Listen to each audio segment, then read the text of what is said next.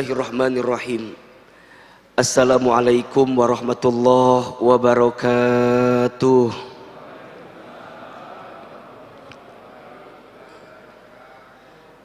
Subhanallahi wa bihamdihi, subhanallahil azim, adada khalqihi wa ridha nafsihi wa zinata arshihi wa midada kalimatihi. Ashhadu an la ilaha illallah wahdahu la syarikalah wa ashhadu anna Muhammadan abduhu wa rasuluh. Allahumma salli wa sallim ala rasulillahil karim sayyidina wa syafi'ina wa maulana Muhammadin sallallahu alaihi wasallam wa ala alihi wa ashabihi wa man tabi'ahum bi ihsanin ila yaumiddin. Rabbi a'udzubika min hamadzati syayatin wa a'udzubika rabbi ayyahdurun. Subhanaka la ilma lana illa ma 'allamtana innaka antal alimul hakim. La haula wala quwwata illa billahil aliyyil azim. Shadaqallahul azim wa sadaqa rasuluhul karim, amma ba'du. Yang sama kita hormati dan kita muliakan para alimil ulama, para kiai, para ustadz, para guru yang ada di Masjid An-Nabawi. Mudah-mudahan semua senantiasa dalam rahmat dan berkah Allah Subhanahu wa taala. Yang sama kita muliakan seluruh pengurus DKM Masjid An-Nabawi. Semoga Allah limpahkan karunia dan rahmat kepada masjid ini. Semoga masjid ini Allah jaga dalam kebaikan dan keberkahan. Hadirin jamaah, ayah, bunda, bapak, ibu, teman-teman sekalian yang dirahmati Allah. Pertama dan yang paling utama, kita bersyukur kepada Allah Subhanahu wa taala yang pada kesempatan subuh Ahad ini, subuh Ahad di antara bulan Rajab, bulan mulia, bulan yang suci, yang setiap amal dilipat gandakan pahalanya, yang setiap keburukan dilipat gandakan dosa dan siksanya. Kita semua diberikan kelembutan hati oleh Allah, keringanan langkah, dan kesempatan untuk bertemu, menunaikan sholat subuh berjamaah di masjid, kemudian melanjutkan dengan kajian subuh. Mudah-mudahan kita semua mendapatkan rahmat dan kasih sayang Allah Subhanahu wa taala. Ada pesan yang begitu indah yang disampaikan oleh Nabi Shallallahu Alaihi Wasallam berdasarkan hadis riwayat At-Tirmidzi untuk ayah, bunda, bapak, ibu yang menunaikan sholat subuh berjamaah di masjid kemudian melanjutkan dengan taklim hingga datangnya waktu fajar. Apa kata Nabi? Barang siapa yang menunaikan sholat subuh di masjid, kemudian dia duduk di masjid dalam rangka zikrullah, mendekat kepada Allah, menguatkan ketaatannya kepada Allah. Dia sholat di masjid, kemudian dia duduk di situ. Sampai kapan? Sampai datangnya waktu syuruk, sampai terbit matahari. Setelah itu, kemudian dia sholat 2 rakaat. Maka di saat itu dia mendapatkan pahala seperti pahala haji dan umroh, taman, sempurna. Masya Allah. Maka di awal pertemuan ini saya menguatkan kebersamaan kita, menguatkan pertemuan kita. Mudah-mudahan niatkan dalam hati kita, kita sholat subuh sebagai bentuk kewajiban kita, kemudian kita taklim juga bagian dari faridah bagi kita, kewajiban bagi kita. Mudah-mudahan Nanti selepas dari sini kita tunaikan 2 rakaat sholat. Setelah itu semoga kita mendapatkan pahala haji dan umroh sempurna. Amin, amin, ya rabbal alamin. Bapak Ibu yang dirahmati Allah, senang hari ini saya diberikan kesempatan untuk bisa bersilaturahim kembali di Masjid An-Nabawi. Ini pertemuan yang kedua bagi saya. Pertemuan yang pertama waktu itu mengisi kajian mabit di akhir tahun 2021. Kemudian ini pertemuan saya yang kedua di Masjid An-Nabawi. Mudah-mudahan hadirin yang dirahmati Allah bisa menerima pertemuan ini sehingga kita bisa mendapatkan manfaat terbaik dari apa yang kita hadirkan saat ini. Mungkin ada di antara Bapak Ibu yang pernah melihat wajah saya. Ada yang pernah melihat di TikTok biasanya, atau di Instagram mungkin, atau mungkin di televisi. Perkenalkan, nama saya Hilman Fauzi. Saya tinggal di Sentul, di Bogor. Cukup lumayan jaraknya menuju ke Masjid An-Nabawi. Tapi saya percaya semakin jauhnya jarak tempuh dakwah kita, maka semakin besar juga pahalanya. Betul apa betul? Semakin besarnya pengorbanan kita, maka semakin besar juga pahalanya. Betul? Karena apa kata Nabi? Inna idhomal jazai ma'a idhomil balai. Sesungguhnya besarnya pahala itu tergantung beratnya ujian. Sesungguhnya besarnya pahala itu tergantung besarnya pengorbanan. Mudah-mudahan pengorbanan ayah bunda, bapak ibu kumpul di tempat ini, kemudian kami juga dari Bogor datang ke sini, mudah-mudahan mendapatkan pahala terbaik dari Allah Subhanahu wa taala. Amin, amin, ya rabbal alamin. Baik, mohon izin saya ingin berdiri, boleh atau tidak? Biar kelihatan mana yang tidur, mana yang tidak. Sekaligus juga biar yang di belakang kelihatan. Tadi ada yang berbisik katanya, Ahilman wajah glowingnya nggak kelihatan katanya. Jadi boleh agak sedikit berdiri ya. Sebelumnya saya mohon izin kalau kajian kita mungkin tidak terlalu serius-serius banget Pak. Saya kalau kajian agak lebih santai biasanya. Jadi mohon izin kalau nanti agak lebih santai, agak lebih ringan. Mudah-mudahan kita bisa mengambil kebaikan dari apa yang kita hadirkan pagi ini insya Allah. Baik, kalau yang mau lebih kenal silakan follow aja Instagram saya, Ahilman Fauzi.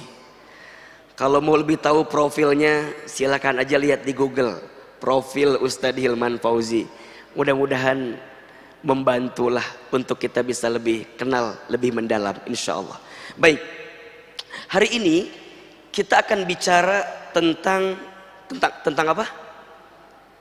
Ada yang tahu? Tentang apa? Tentang rezeki. Tentang apa? Rezeki. Oke. Judul besarnya agar tenang dalam urusan rezeki. Sebelum saya lanjutkan, kira-kira di antara Bapak Ibu yang hadir pagi ini ada yang sedang gelisah dengan urusan rezeki atau tidak? Ada? Coba jawab yang kencang. Ada yang sedang gelisah dengan urusan rezeki? Ada? Kalau ada, saya lanjutkan kajiannya. Kalau tidak ada, cukup sekian dan terima kasih. Karena untuk apa dibahas? Karena aman semua kalau begitu. Ahilman, kenapa tema ini diambil? Salah satu alasannya karena di tengah kondisi seperti ini banyak orang yang gelisah dengan urusan rezeki. Betul apa betul? Iya apa iya?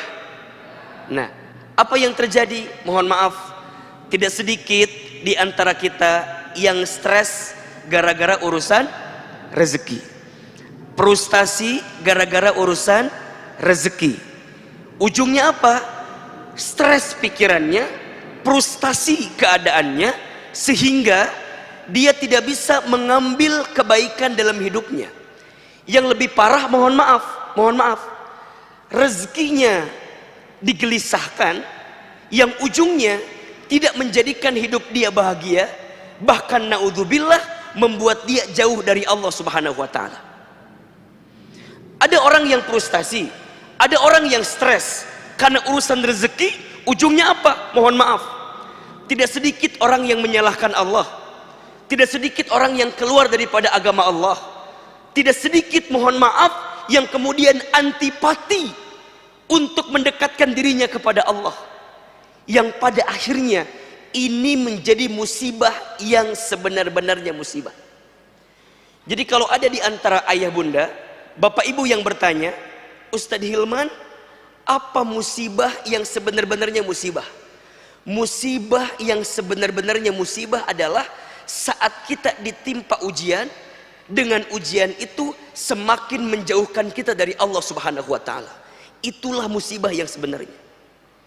Makanya kalau ada di antara kita, mohon maaf ya, diberikan ujian, diberikan masalah, tapi dengan ujian itu, dengan masalah itu malah semakin membuat kita jauh dari Allah, maka sungguh itulah musibah yang paling besar dalam kehidupan kita.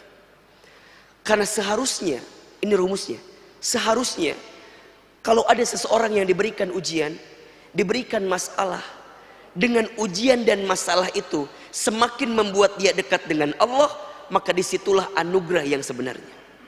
Termasuk dengan urusan rezeki.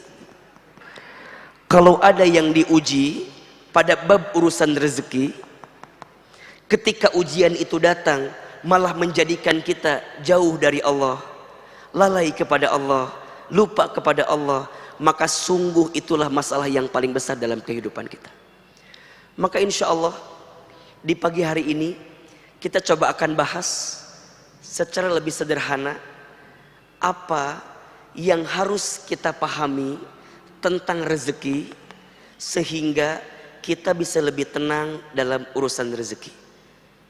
Sampai di sini jelas atau tidak? Jelas? Baik. Tolong catat. Ada 4 konsep atau ada 4 prinsip tentang rezeki berdasarkan Al-Quran dan hadis yang harus kita pahami sehingga mengantarkan ketenangan dalam hati kita. Ada berapa? Ada berapa? Ada 4. Kita percepat. 1, rezeki itu sudah dijamin.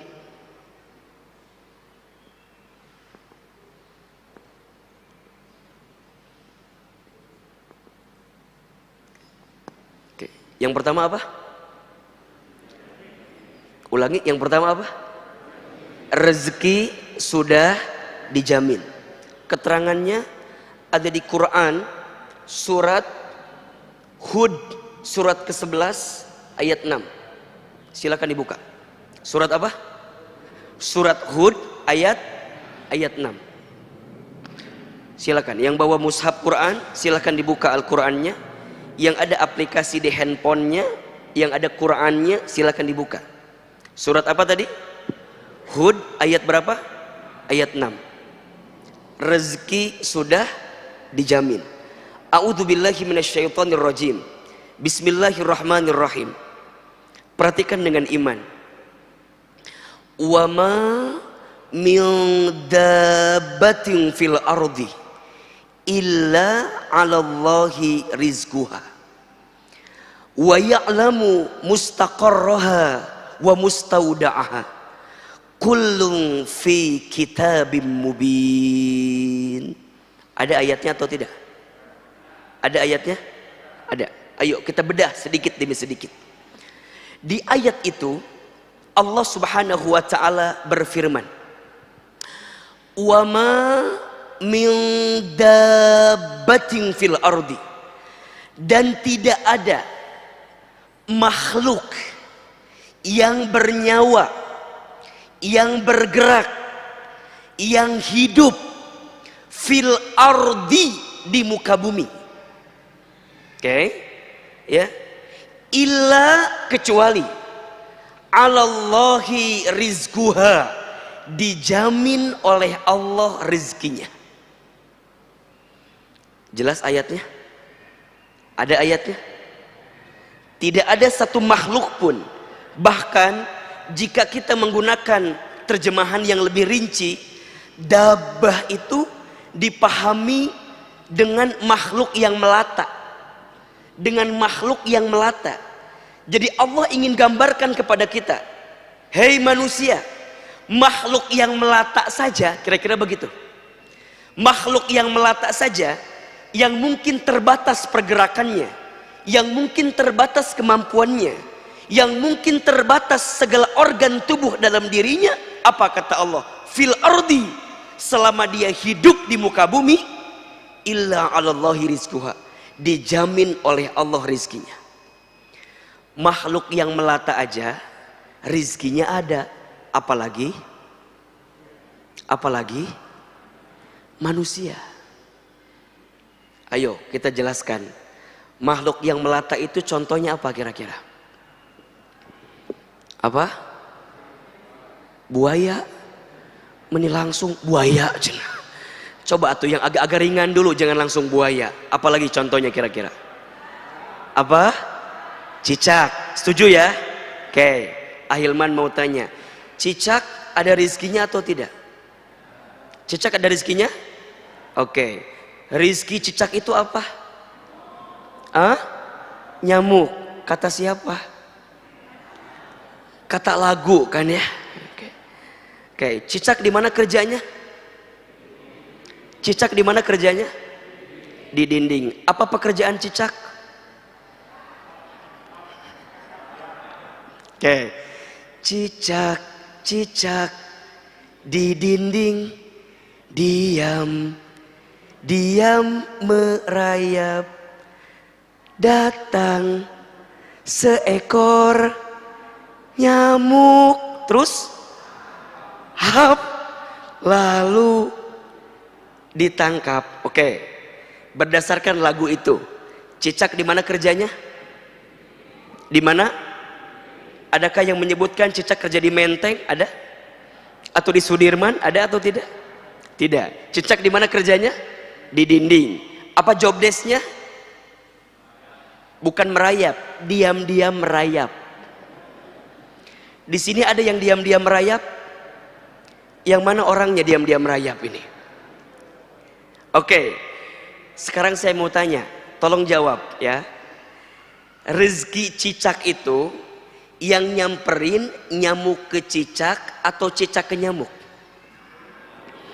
Ayo jawab, yang nyamperin nyamuk ke cicak atau cicak ke nyamuk?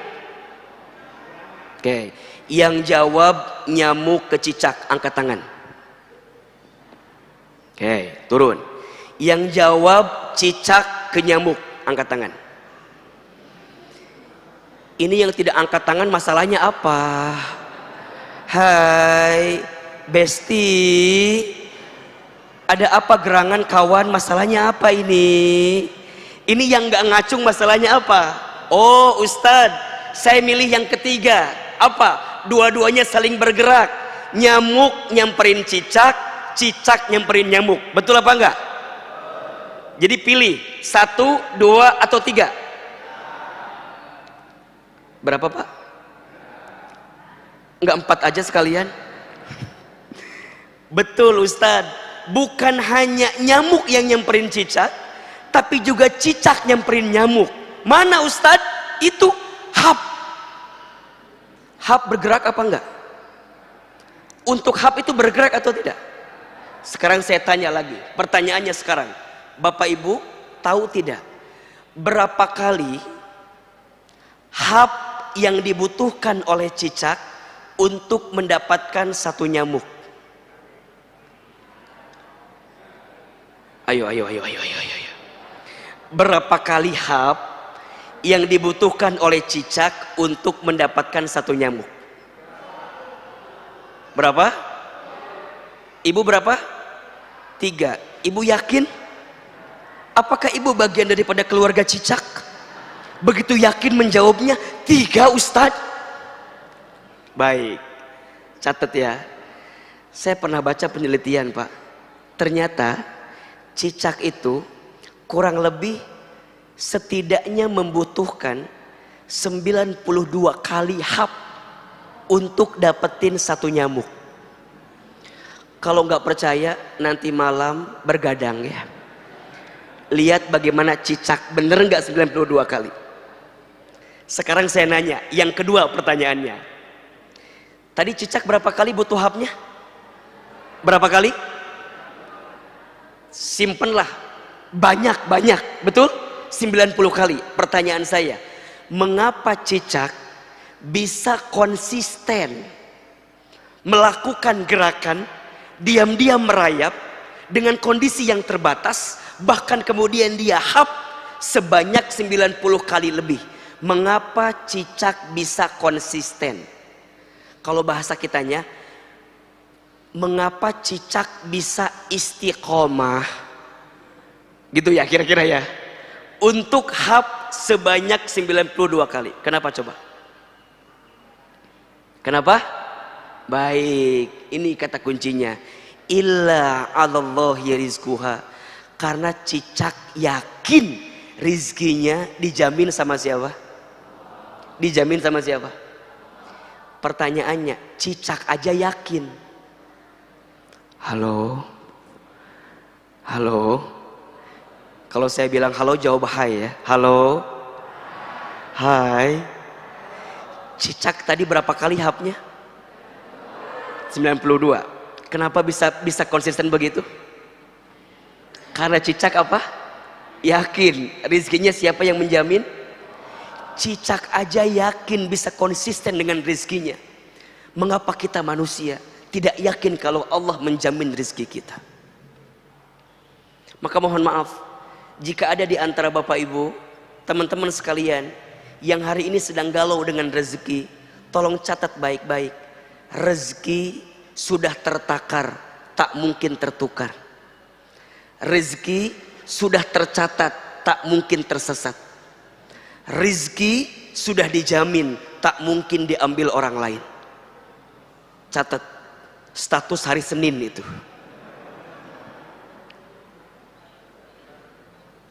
Hari apa? Hari Senin. Rezeki sudah tertakar, tak mungkin tertukar. Rezeki sudah tercatat, tak mungkin tersesat. Rizki sudah dijamin, tak mungkin diambil orang lain. Berarti apa Ustadz? Illa 'alallahi rizquha. Yang menjamin rizki kita siapa? Allah. Yang mengatur rizki kita siapa? Allah. Yang menakar rizki bagi kita siapa? Allah. Pertanyaannya, mengapa kita masih tidak yakin dengan rizki kita? Berarti apa Ustadz? Selama kita hidup, kata kuncinya, selama kita hidup di muka bumi, maka selama itulah masih ada catatan rezeki untuk kita. Dan itu pun pula yang langsung disebutkan oleh Nabi SAW. Apa kata Nabi? Ya ayuhan nas, wahai manusia, inna ahadakum lan yamuta hatta yastakmila rizquhu. Sesungguhnya kamu sekalian tidak akan pernah mati, tidak akan pernah wafat, hatta yastakmila rizquha, sampai sempurna rizkinya. Itu siapa yang bilang? Siapa yang bilang? Rasulullah Shallallahu Alaihi Wasallam. Kita tidak akan pernah wafat, tidak akan pernah mati sampai sempurna rizkinya. Fala tastabti'ur rizqa. Maka jangan pernah berpikir rizkimu tidak ada. Kenapa? Karena selama engkau hidup, selama itulah Allah menjamin rizki untuk kita. Berarti mohon maaf, kalau hari ini kita masih bisa bernafas, masih ada rezeki atau tidak? Masih. Kalau hari ini kita masih bisa membuka mata, masih ada rezeki atau tidak? Masih. Maka tolong catat baik-baik ya, ayah, bunda, jamaah yang dirahmati Allah. Kalau pagi hari ini kita masih bisa bernafas, Allah masih berikan usia, kita masih bisa membuka mata, kita masih bisa menggerakkan diri kita, maka di saat yang bersamaan masih ada catatan rezeki untuk kita. Mohon maaf, jangan pernah berpikir rizkimu hilang. Jangan pernah berpikir rizkimu tidak ada. Rizkimu ada, tapi hatimu yang seringkali sempit melihat rizki itu. Hidup ini mudah, yang sulit pikiran kita. Rizki itu lapang, yang sempit hati kita. Hidup ini murah, yang mahal gengsi kita. Catat status hari Selasa itu ya. Maka ini yang pertama, Ahilman kuatkan kepada yang hadir hari ini. Konsep pertama yang langsung disampaikan oleh Allah dalam Al-Quran, rezeki sudah dijamin. Kalau rezeki sudah dijamin, berarti ada yang menjamin atau tidak? Ada. Maka jangan khawatirkan sesuatu yang sudah dijamin. Nah ini konsepnya nih. Jangan mengkhawatirkan sesuatu yang sudah dijamin. Rizki itu sudah dijamin. Yang belum dijamin apa Ahilman? Yang belum dijamin adalah rizki kita itu berkah atau tidak. Itu yang belum dijamin. Dengan rizki itu jadi amal soleh atau tidak. Itu yang belum dijamin.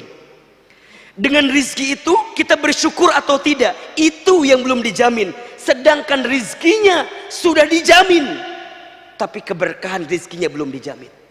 Apakah rizki saya mengantarkan ke surga atau tidak ya Ustadz? Itu. Apakah rizki saya yang saya dapatkan bisa meningkatkan iman saya atau tidak ya Ustadz? Bisa menambah amal soleh saya atau tidak ya Ustadz? Bisa menambah kebaikan atau tidak ya Ustadz? Maka mohon maaf, jangan sibuk dengan berapa banyak rizkimu, tapi sibuklah seberapa berkah rizkimu. Karena itu yang menjadi ketenangan dalam kehidupan kita. Hanya konsep awalnya kita harus meyakini dulu kalau rizki sudah dijamin oleh siapa? Oleh Allah. Maka nanti masuk konsep yang kedua. Apa? Konsep yang kedua itu rezeki harus dijemput. Apa yang kedua? Rezeki harus dijemput. Ustadz, kan rizki udah dijamin. Iya, tapi mohon maaf, walaupun rizki sudah dijamin, tetap kita diperintahkan untuk menjemput rizki itu. Jadi menjemput rizki ini perintah siapa? Perintah siapa? Perintah Allah. Kenapa di sini Ahilman menyampaikan kalimatnya dijemput, bukan dicari? Sekarang saya mau tanya, dijemput dengan dicari beda atau sama? Beda. Di mana bedanya? Biar cepat jawab aja, di situ gitu ya. Di mana bedanya? Di situ. Ahilman, apa bedanya dijemput dengan dicari? Kalau dijemput itu sudah ada. Kalau dicari belum tentu ada. Konsepnya rizki sudah ada, betul? Tinggal tugas kita apa? Menjemput rizki itu. Nah sekarang pertanyaannya, kalau ada orang yang tahu rizkinya ada, tapi mohon maaf, dia tidak bisa mendapatkan rizki itu, kira-kira yang salah apa? Yang salah apa? Yang salah rizkinya atau cara menjemputnya? Saya ulangi, Bapak tahu ada orang di situ. Misalnya, Ustadz tahu ada orang janjian di daerah kita nih? Bandar Wijaya. Oke. Ustadz tahu di situ tempatnya. Tapi saya malah ambil jurusan ke Bekasi, nyambung apa enggak? Ketemu apa enggak? Enggak kan? Berarti yang salah orang yang saya mau jemput atau salah saya yang menjemputnya? Salah saya yang menjemputnya kan? Rizki itu ada, cuman mungkin kita cara menjemputnya yang nggak pas. Mungkin salah angkotnya, mungkin salah busnya, mungkin salah jurusannya, mungkin salah caranya, sehingga tidak mengantarkan kebaikan pada rizki itu. Nah, ketika bicara dijemput, nah ini. Jemput rizki itu ada dua. Satu, ada menjemput rezeki dengan ikhtiar, namanya ikhtiar bumi. Ikhtiar apa? Ikhtiar bumi. Yang kedua, ada menjemput rezeki dengan ikhtiar langit. Ulangi. Ikhtiar menjemput rezeki ada berapa? Ada dua. Satu, ikhtiar apa? Ikhtiar bumi. Dua, ikhtiar apa? Ikhtiar langit. Oke. Berarti sekarang saya tanya begini. Bekerja itu harus atau tidak? Tolong jawab. Bekerja itu harus atau tidak? Wajib atau tidak? Usaha itu wajib atau tidak? Wajib. Kalau ada yang berdagang, kemudian itu usahanya, jadi wajib atau tidak? Jadi wajib. Usaha itu wajib, ikhtiar itu wajib, kita bekerja itu wajib. Karena itu perintah dari siapa? Perintah dari Allah. Maka mohon maaf, kalau ada yang bilang gini, Ustadz, kenapa kita harus bekerja? Kan rezeki udah dijamin. Kan kadang-kadang ada yang nanya begitu. Ya, iya apa enggak? Ada yang nanya, Ustadz, kan rezeki udah dijamin katanya, terus ngapain kita kerja? Gitu kan? Sekarang apa jawabannya? Halo? Halo? Halo? Katanya rizki sudah dijamin, terus ngapain kita bekerja? Apa jawabannya? Karena apa? Ya sudah, saya kasih waktu 1 hari 24 jam ya untuk merenungkan jawabannya. Kan tadi sudah saya sampaikan. Kenapa kita bekerja? Karena ini perintah dari siapa? Allah. Kita itu ikhtiar bukan semata-mata untuk rezeki, bukan. Bukan semata-mata untuk dapat rezeki, bukan.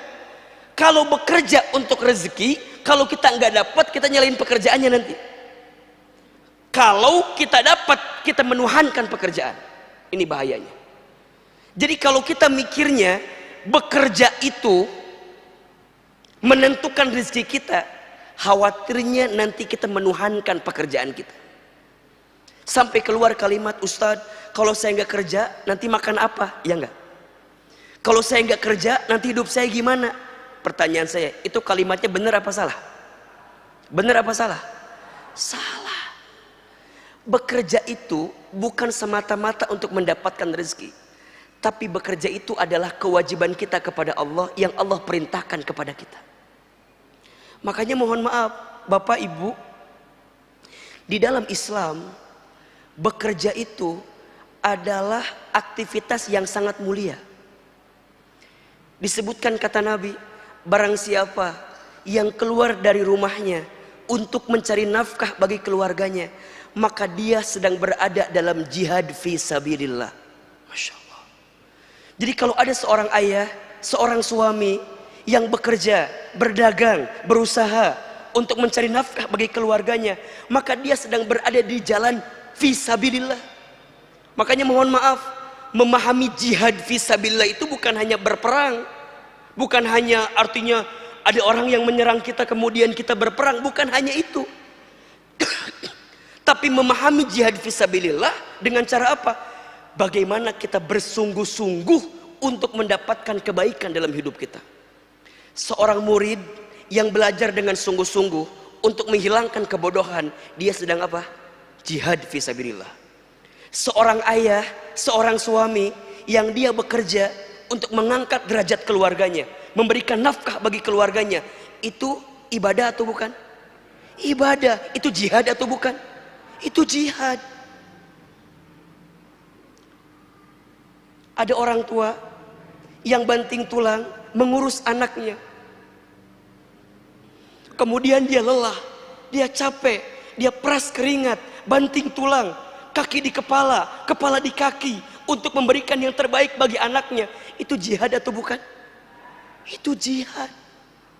Maka ikhtiar itu adalah kewajiban kita kepada Allah, sedangkan rizkinya tetap Allah yang mengatur untuk kita.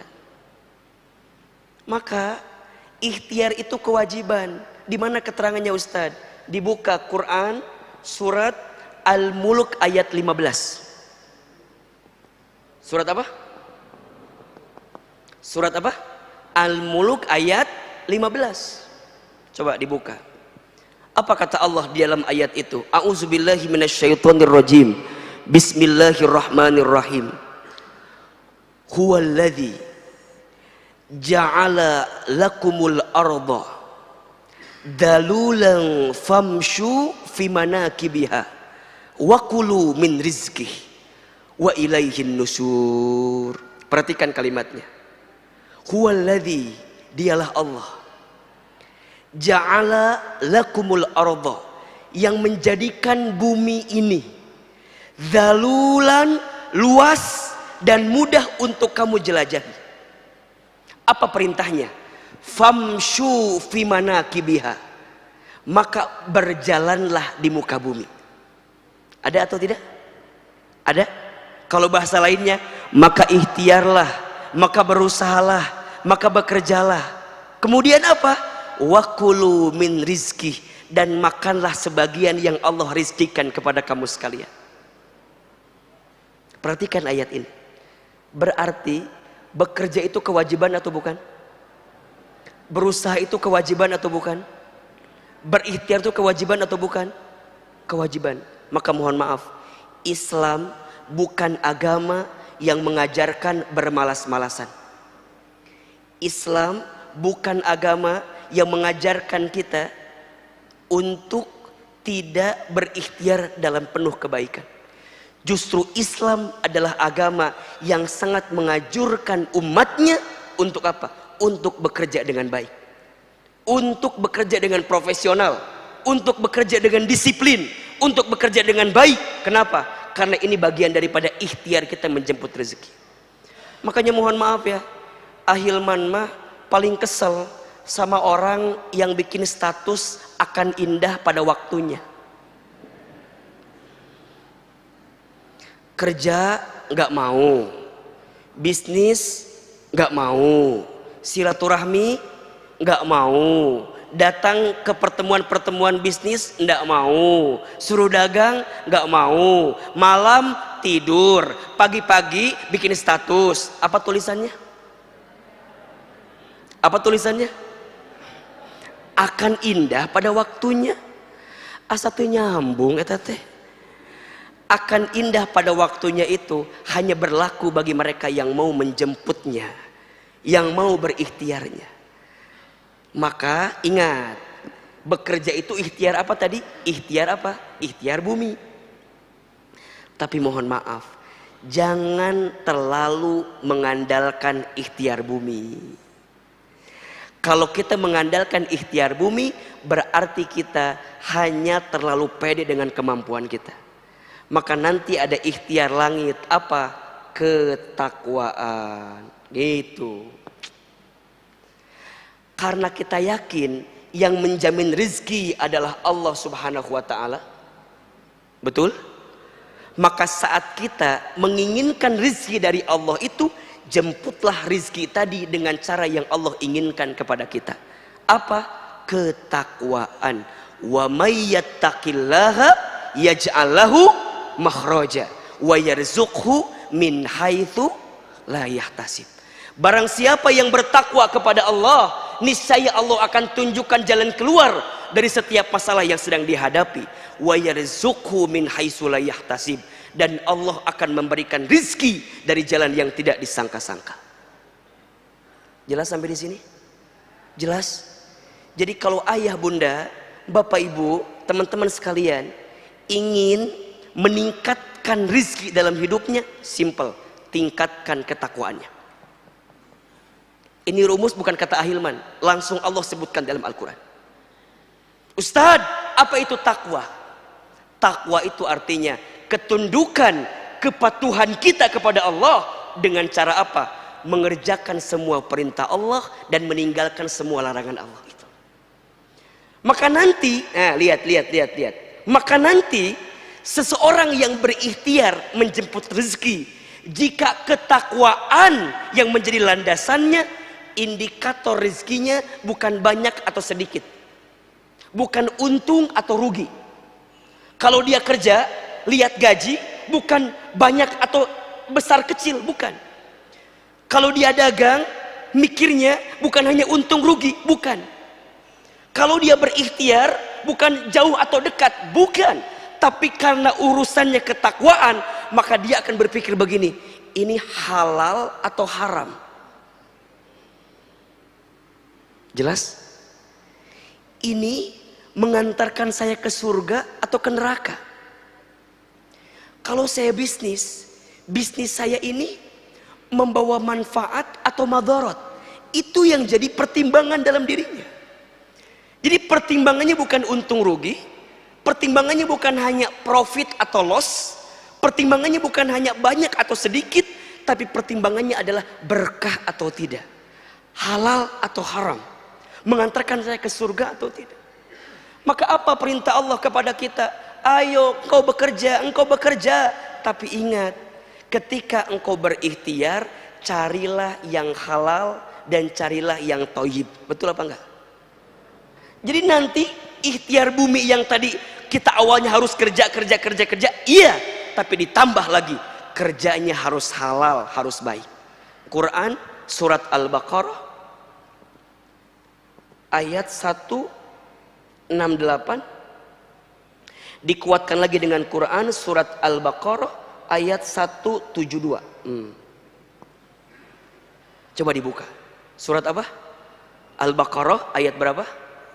168 dan surat Al-Baqarah ayat 172. Perhatikan. A'udzubillahi minasyaitonirrajim. Bismillahirrahmanirrahim. Apa perintah Allah kepada kita? Ya ayyuhan nas, wahai manusia. Yang dipanggil siapa? Yang dipanggil siapa? Manusia. Kalau ada ayat yang diawali dengan ya ayyuhan nas, maka ayat ini sifatnya universal. Berarti bukan hanya kepada orang yang beriman saja, bukan hanya kepada orang muslim saja, tapi kepada semuanya. Hei manusia, termasuk berlaku untuk mereka yang non muslim. Apa? Kulu carilah, kulu makanlah, kulu dapatkanlah, kulu ikhtiarlah, mimma fil ardi, dari apa-apa yang ada di muka bumi. Apa perintahnya? Halalan thayyiba, carilah yang halal, carilah yang baik. Kalau bahasa gampang kita gini, carilah yang halal, carilah yang baik. Kalau dapetin rizki, kalau mau selamat, dapetinlah yang halal, dapat yang baik. Kalau jadi pejabat, jangan korupsi. Karena kalau korupsi, pasti nggak baik. Betul? Coba saya mau tanya, harta yang korupsi itu banyak atau sedikit? Banyak atau sedikit? Banyak. Tapi berkah atau tidak? Tenang atau tidak? Tidak. Nyuri, dapat nggak? Dapat. Tapi nggak halal, nggak akan mendapatkan ketenangan. Maka ujungnya apa? Perhatikan.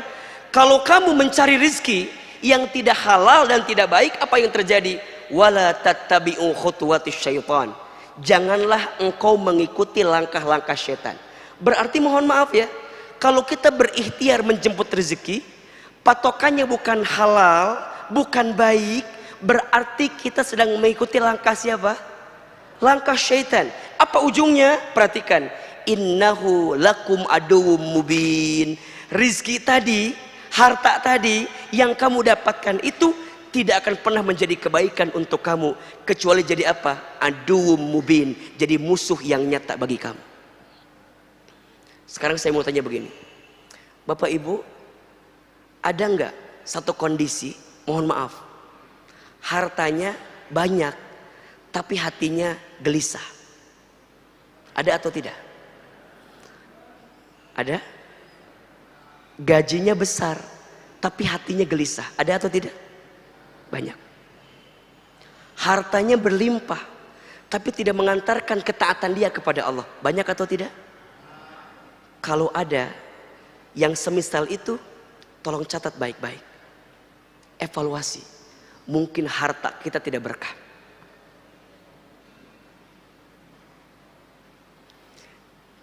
Maka patokannya bukan seberapa banyaknya, bukan seberapa besarnya, tapi seberapa besar keberkahan dalam diri kita yang bisa kita dapatkan. Karena perintahnya apa? Halalan thayyibah. Ini siapapun, bukan hanya orang Islam ya. Kalau kita mau tenang, kalau kita mau bahagia, kalau kita mau mendapatkan kebaikan, maka carilah harta dengan halal, dengan baik.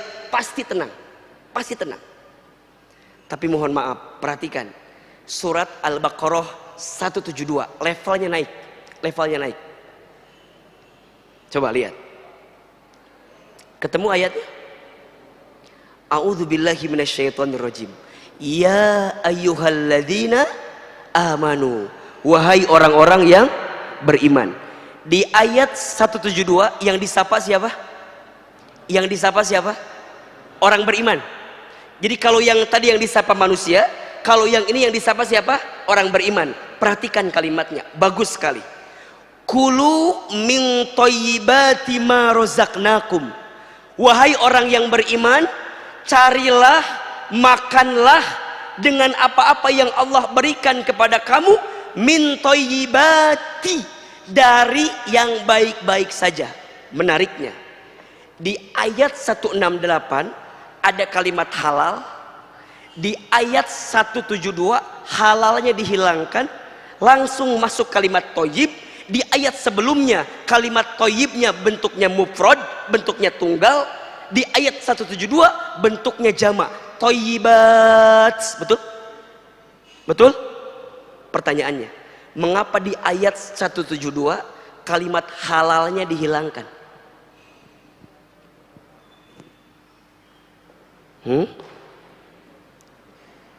Yang disapa tadi siapa?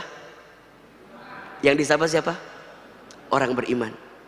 Allah ingin menegaskan kepada kita bahwa apa? Kalau orang beriman udah pasti akan ngambil yang apa? Yang halal. Masya Allah. Kalau orang beriman udah pasti ngambil yang halal. Jadi kalau ada orang yang mengaku beriman tapi masih hobi dengan yang haram, maka dipertanyakan imannya. Karena bagi orang beriman sudah tidak usah lagi ditanyakan mengambil yang mana ya, ngambil yang mana, udah pasti. Yang haram dia tinggalkan, yang halal dia ambil. Sehingga apa ujungnya? Min thayyibat. Mungkin yang didapatkan sedikit, tapi thayyibat, memberikan kebaikan yang banyak. Itu poinnya tuh. Kalau tadi masih orientasinya halal, baik, tapi kalau orang beriman ketika makin kuat imannya, makin kuat ketakwaannya, ya dia mencari yang halal. Tidak penting berapa banyak dia dapatkan, karena yang paling penting Allah berikan kebaikan kepadanya. Maka nanti apa kuncinya? Lanjut kalimatnya, washkuru lillah in kuntum iyyahu ta'budun. Dan bersyukurlah kamu kepada Allah, ya, jika kamu adalah orang-orang yang menyembah Allah, jika kamu adalah orang yang mau disebut sebagai hamba Allah subhanahu wa ta'ala. Jadi saya mau tanya, bagi orang beriman ada yang kurang atau tidak? Bagi orang yang beriman ada yang kurang atau tidak? Halo, ada atau tidak? Mohon maaf, bagi orang beriman tidak ada kata kurang dalam urusan rezeki. Karena bagi orang beriman semuanya cukup yang Allah berikan kepada kita. Betul atau tidak? Betul atau tidak? Coba saya mau tanya, ada tidak yang kurang? Kalau kita beriman ya, saya tanya nih, ada atau tidak yang kurang yang Allah berikan kepada kita? Ada atau tidak? Demi Allah, tidak ada yang kurang yang Allah berikan kepada kita. Tidak ada yang kurang. Yang kurang siapa Ustadz? Yang kurang bukan Allah, yang kurang bukan pemberian Allah, tapi yang kurang kita saja. Ustadz, kita kurang apa? Mohon maaf, kita ini dikasih nikmat kurang syukur, dikasih ujian kurang sabar, ketika beramal kurang ikhlas, ketika ada takdir kurang ridho, kalau dikumpulin kurang ajar. Betul apa betul? Dikasih nikmat kurang apa? Jawab, kurang apa? Kurang syukur. Dikasih ujian kurang apa? Kurang sabar. Ketika beramal kurang apa? Kurang ikhlas. Ketika ada takdir kurang apa? Kurang ridho. Kalau dikumpulin kurang apa? Ulangi lagi, dikasih nikmat kurang apa? Kurang syukur. Dikasih ujian kurang apa? Kurang sabar. Ketika beramal kurang apa? Kurang ikhlas. Ketika ada takdir kurang apa? Kurang ridho. Kalau dikumpulin kurang apa? Siapa itu? Ada orangnya di sini, ada. Yang mana orangnya? Jawab atuh. Saya. Siapa orangnya? Siapa orangnya? Tidak ada yang kurang. Selama engkau menjemput rizki, maka selama itu Allah berikan kebaikan kepada kita semua. Maka ingat, ikhtiar menjemput rezeki itu ada dua. Ada ikhtiar bumi, cari yang halal, cari yang thayyib. Ada ikhtiar langit, tingkatkan ketakwaan kita kepada Allah, maka Allah akan berikan rezeki kepada kita. Jelas sampai di sini? Ustadz, kalau ketakwaan bisa meningkatkan rezeki, berarti kemaksiatan bisa menghambat rezeki. Insya Allah. Saya ulangi, kalau ketakwaan bisa meningkatkan rezeki, berarti kemaksiatan bisa menghambat rezeki. Mohon maaf, mengapa ada yang diuji? Mohon maaf ya, ada orang yang hartanya Masya Allah berlimpah, tapi keluarganya tidak rukun, anak-anaknya tidak soleh-solehah. Coba tanyakan,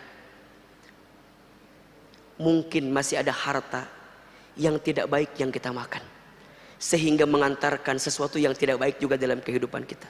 Betul atau tidak? Apa kata Nabi?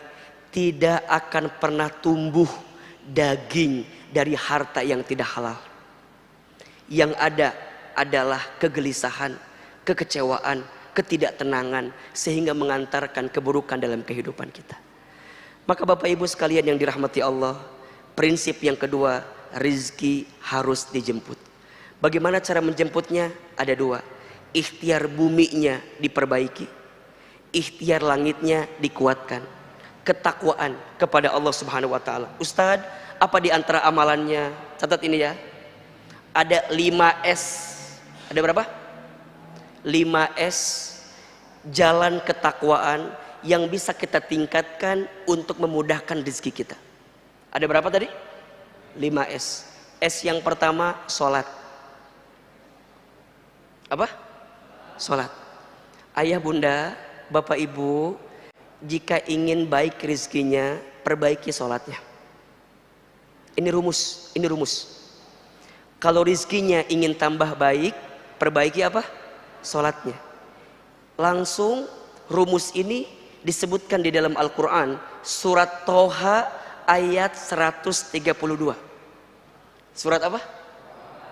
Quran surat ke-20 ayat 132. Perhatikan apa kata Allah. Wa'mur ahlaka bis sholat, dan perintahkanlah keluargamu untuk sholat. Wastobir alaiha, dan bersabar-sabarlah dalam sholat itu. Perhatikan ya, keluargamu sholat, kamu perbaiki sholat ya, dan sholatnya harus sabar. Maksudnya apa? Jaga sholat, jaga sholat. Ingat, kalau sholatnya udah baik, sholatnya udah benar, apa kata Allah? La nas'aluka rizqan, jangan pernah bertanya tentang rezeki. Masya Allah.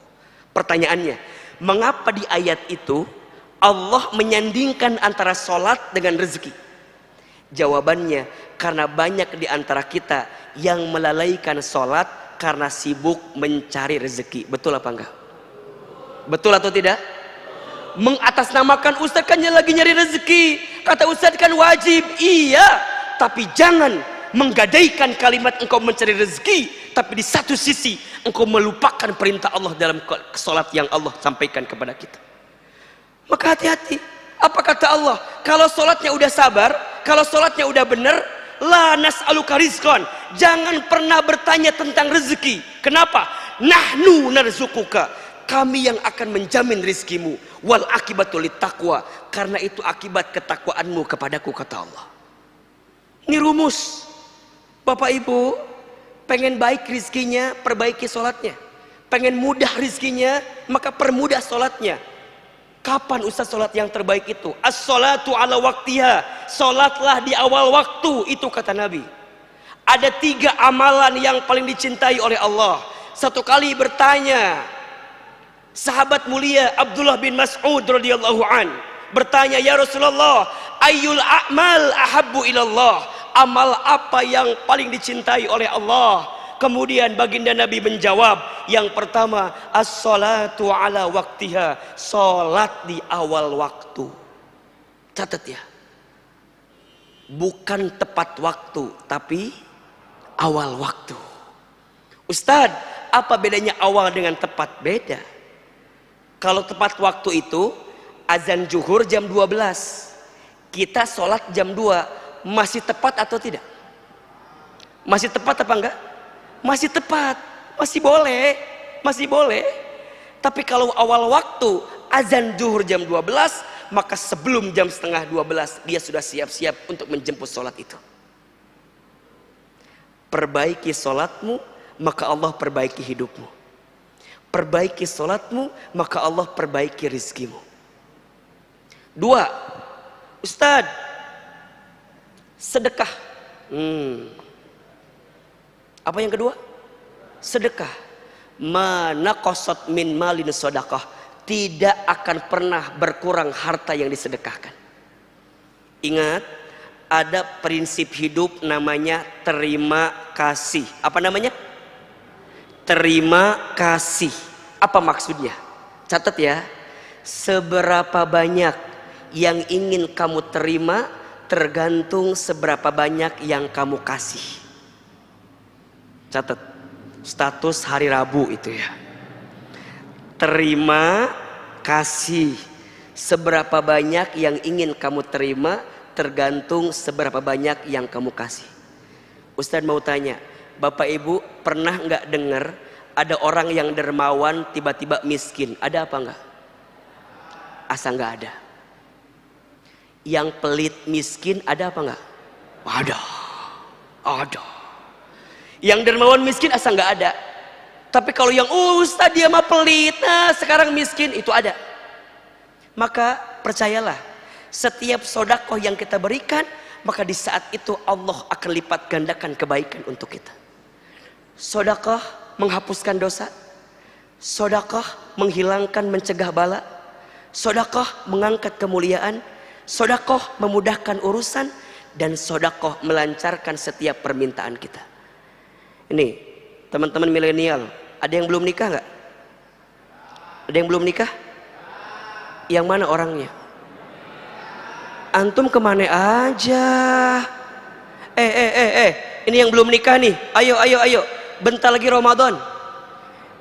Emang nggak malu ditanya mulu kapan nikah pas Ramadan? Ayo, nggak enak sama yang lain. Berakit-rakit ke hulu, berenang-renang ke tepian. Yang lain sudah pada ke penghulu. Kok kamu masih buka sahur sendirian? Nah, ayo. Nih, yang lebih pusing urusan jodoh, ayo jemput dengan cara apa? Sedekah. Naikin lagi levelnya. Ustadz, S yang ketiga apa? Silaturahmi. Apa? Silaturahmi. Jangan diem-diem baik napa? Kata orang tua dulu, banyak teman, banyak rezeki, betul nggak? Banyak relasi, banyak rezeki, betul? Ternyata orang tua kita bilang bukan dari dia, tapi langsung dari Nabi SAW. Apa kata Nabi? Man ahabba an yubsatalahu fi rizqihi wa yunsa'alahu fi atharihi falyasil rahimahu. Barang siapa yang mau dilapangkan rezekinya, dipanjangkan umurnya, maka sambungkan silaturahmi. Insyaallah.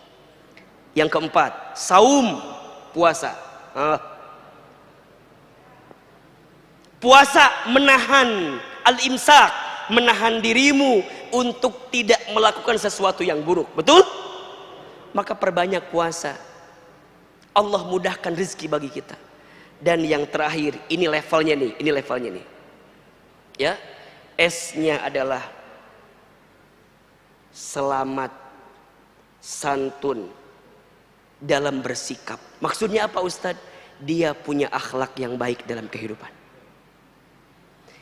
Inna rahmatallah qaribun minal muhsinin. Sesungguhnya rahmat kasih sayang Allah itu sangat dekat dengan orang yang senantiasa berbuat baik. Kalau kita ingin mendapatkan kebaikan, jadilah orang baik. Khususnya, catat ya, khususnya kalau kita masih punya orang tua, muliakan orang tua kita.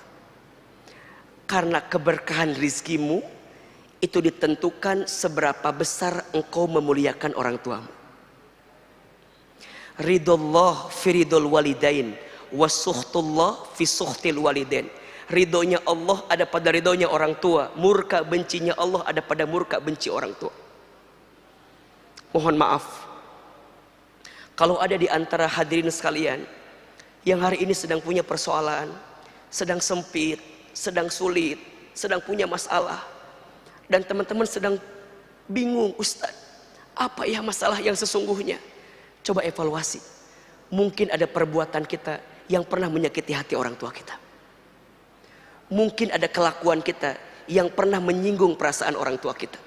Karena satu kali saja kita menyakiti hati orang tua kita, menyinggung perasaan orang tua kita, maka jangan kaget kalau ada kekecewaan yang datang dalam kehidupan kita, khususnya kepada ibu kita. Satu kali sahabat bertanya, "Ya Rasulullah, kepada siapakah aku harus berbuat baik?" Rasul menjawab, "Ummuka, kepada ibumu." Kemudian, "Summa ummuka," kepada ibumu. Kemudian, "Summa ummuka," kepada ibumu. Kemudian, "Summa abuka," kepada bapamu. Ibu disebutkan 3 kali, bapak disebutkan 1 kali. Kenapa Ustaz? Ya, karena ada pengorbanan ibu yang tidak dilakukan oleh seorang ayah. Apa diantaranya? Ustaz sering bilang, ada 5 air yang dikeluarkan oleh seorang ibu yang tidak akan bisa digantikan oleh anaknya. Ada berapa? Ada 5 air yang dikeluarkan oleh seorang ibu bagi anaknya yang tidak akan bisa digantikan oleh anaknya. Apa diantaranya Ustadz? 1, air ketuban saat ibu mengandung anaknya. 2, air darah saat ibu melahirkan anaknya. 3, air susu saat ibu menyusui anaknya. 4, air keringat saat ibu merawat membesarkan anaknya. 5, air mata saat ibu menangis mendoakan anaknya. Mohon maaf bos, mohon maaf bapak ibu. Boleh jadi hari ini kita sukses, hari ini kita hebat, bukan karena hebatnya kita, tapi karena hebatnya doa orang tua kita, karena hebatnya doa ibu kita. Maka jangan kaget kalau ada orang, kalau ada anak yang lupa berbakti sama orang tuanya, kalau ada anak yang lupa memuliakan orang tuanya, maka jangan kaget. Cek, itu urusan dunianya Allah porak-pogandakan. Habis. Kenapa? Dia lupa menjemput keramat terbaik dalam hidupnya. Siapa? Orang tua. Maka ini anak-anak saya, adik-adik saya nih, yang milenial khususnya, kalau antum rezekinya pengen lancar, pengen mudah, karirnya bagus, udah, sayangi orang tua kita, muliakan orang tua kita. Karena Ahilman sangat percaya, dengan izin Allah apa yang hari ini saya dapatkan itu hasil daripada kebaikan orang tua saya. Sedikit saya cerita ya. Saya itu waktu kecil bisa dibilang nakal lah begitu. Tapi ibu saya suka bilang, nanti Iman bakal jadi ustadz ya, mama doain.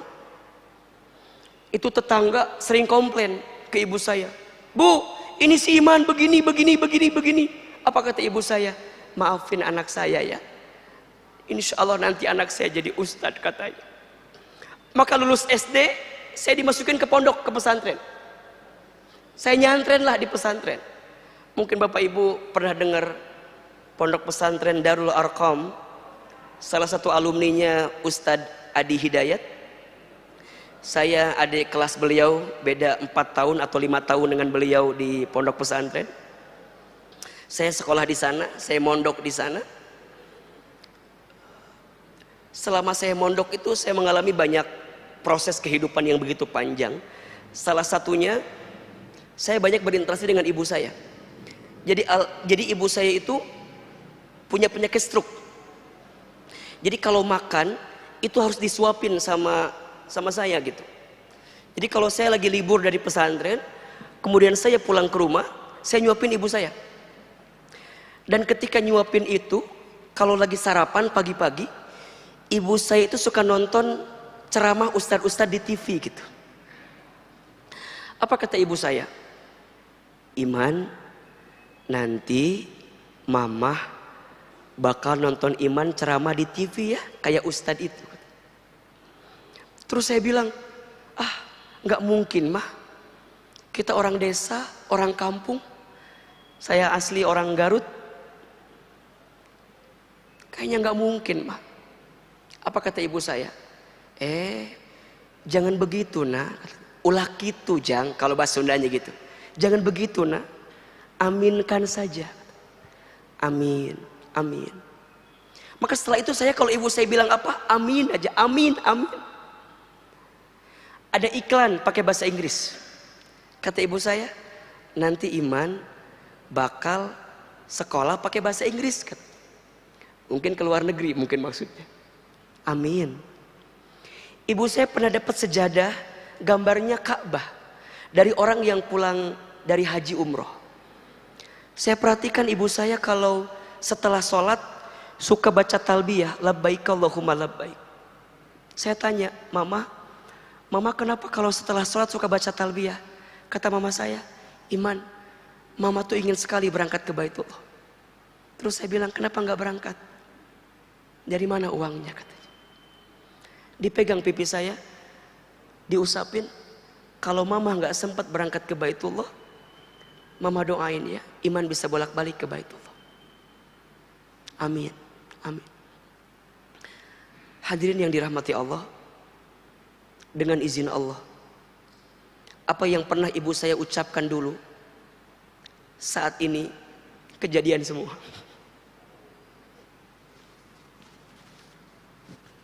Ibu saya pernah bilang, nanti Iman, mama akan lihat ceramah di TV katanya. Dengan izin Allah kejadian hari ini ya. Mungkin Bapak Ibu sering lihat di TVRI, salah satu guru yang kita temani, Syekh Fatur Rahman, yang setiap Sabtu pekan pertama malam minggu mengisi juga di sini kajian tasawuf. Mungkin kalau hari Senin Bapak Ibu bisa lihat kita di Trans TV subuh.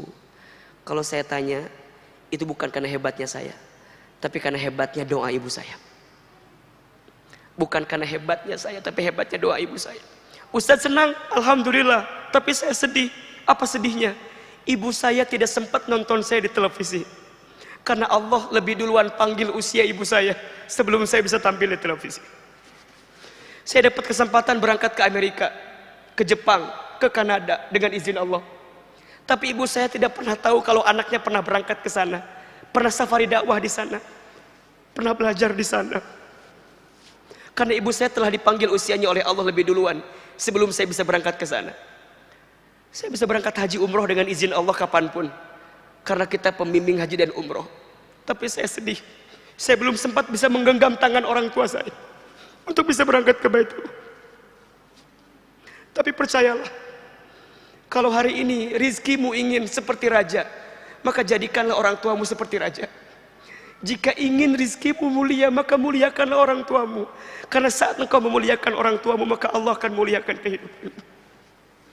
Maka jadilah orang baik. Jadilah orang baik. Jadilah anak yang soleh. Jadilah orang yang senantiasa menghadirkan kebaikan. Karena setiap kebaikan akan mengantarkan kebaikan. Hal jazaul ihsan illal ihsan.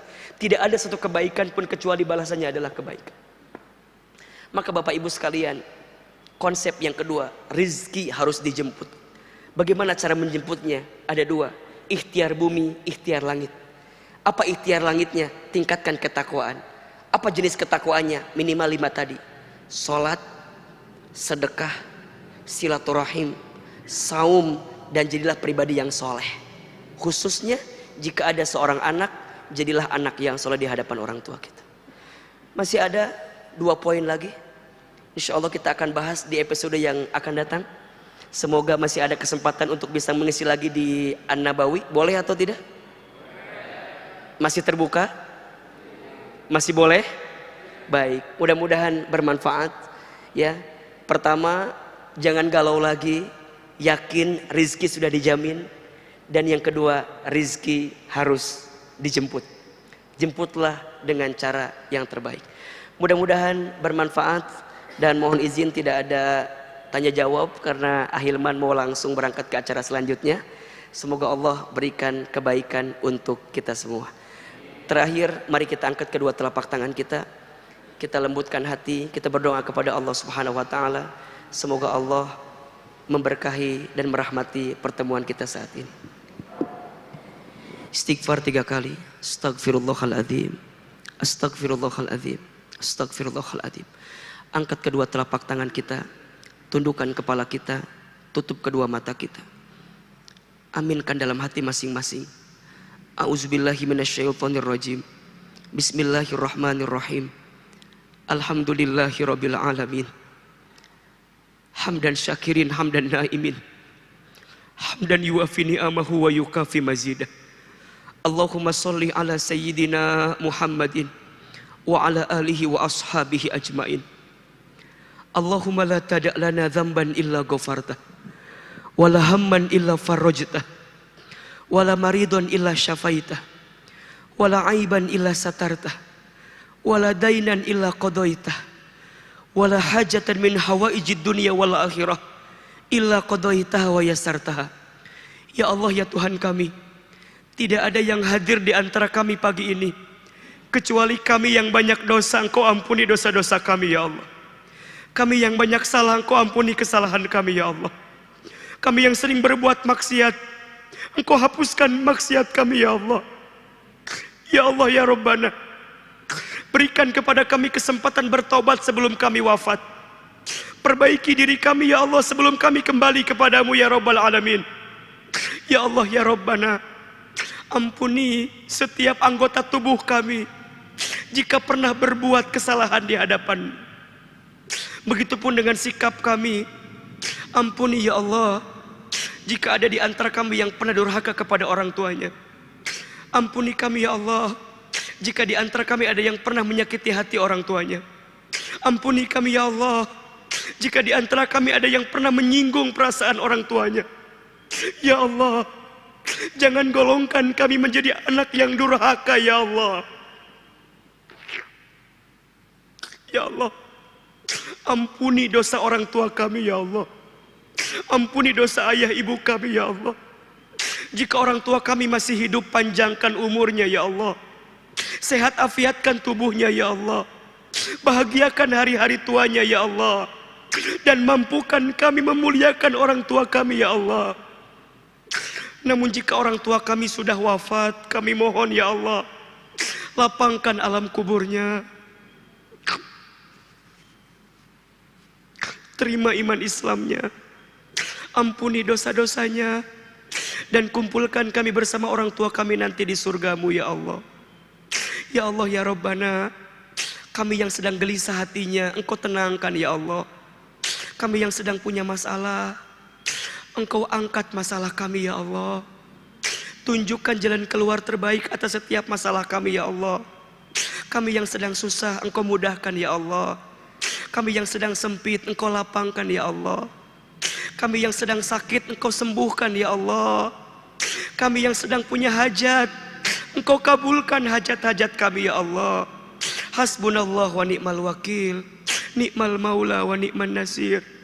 Ya Allah, karuniakan kepada kami ilmu yang bermanfaat. Karuniakan kepada kami rezeki yang berkah. Karuniakan kepada kami ya Allah umur yang kami isi dalam ketaatan ya Allah.